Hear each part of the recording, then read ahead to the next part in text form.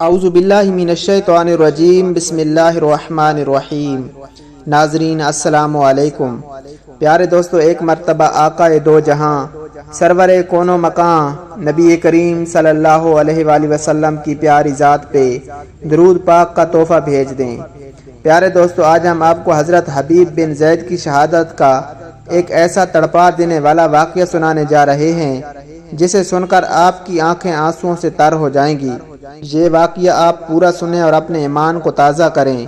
پیارے دوستو، اس سے پہلے اگر ابھی تک آپ نے ہمارے چینل کو سبسکرائب نہیں کیا تو اس طرح کے اسلامی اور معلوماتی واقعات سننے کے لیے ہمارے چینل کو ضرور سبسکرائب کر دیں۔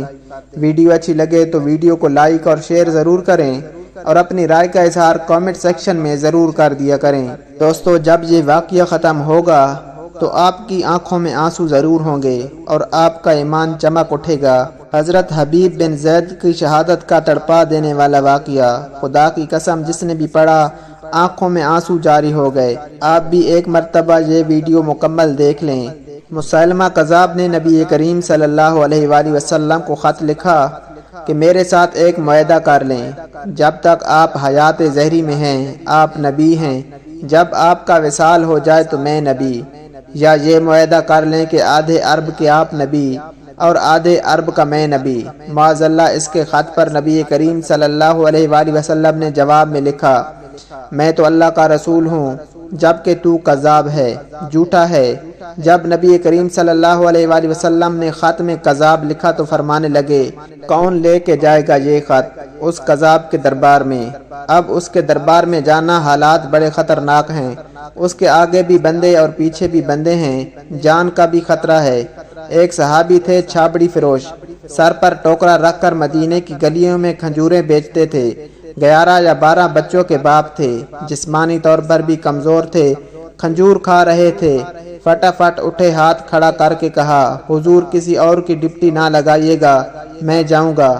جب یہ الفاظ جلد بازی میں کہے تو ان کے منہ سے کھجور کے ٹکڑے مجلس میں بیٹھے صحابہ کے چہروں پر گرے۔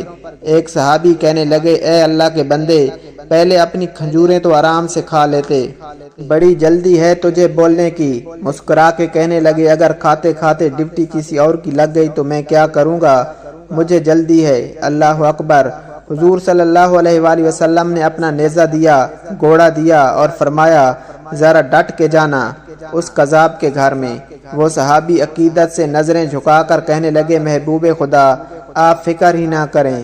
صحابہ کہتے ہیں وہ اس طرح نکلا جیسے کوئی جرنیل نکلتا ہے، اس کا انداز ہی بدل گیا اور اس کے طور طریقے بدل گئے، وہ یوں نکلے جیسے کوئی بڑا دلیر آدمی جاتا ہے۔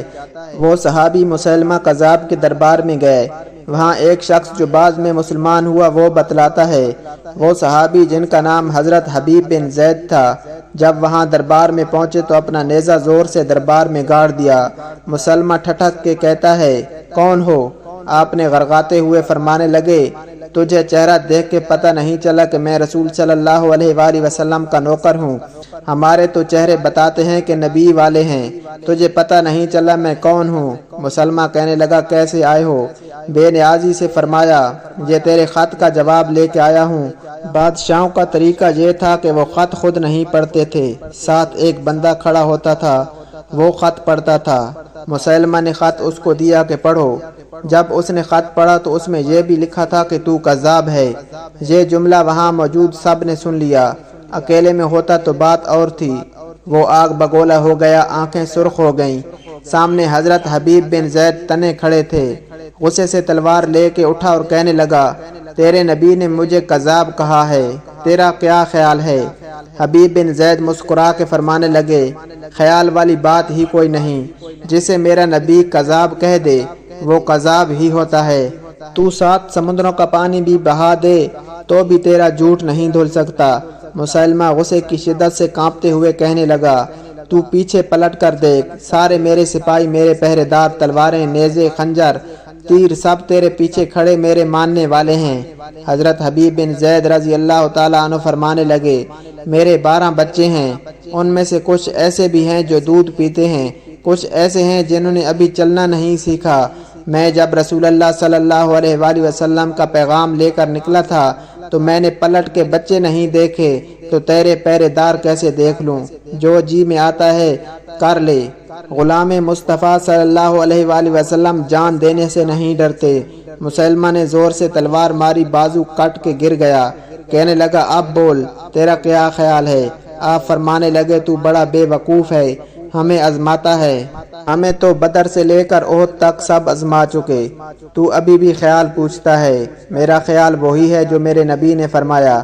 مسلمہ نے پھر تلوار ماری، دوسرا ہاتھ کٹ گیا۔ کہنے لگا میں تجھے قتل کر دوں گا، باز آ جا۔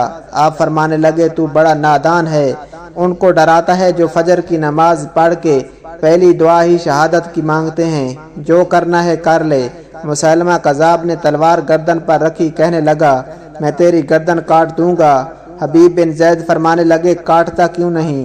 روایت کرنے والا فرماتا ہے مسلمہ کے ہاتھ کانپتے تھے، تلوار چلائی، گردن کٹ گئی۔ ادھر مدینے میں نبی صلی اللہ علیہ وآلہ وسلم کی آنکھوں میں آنسو آ گئے۔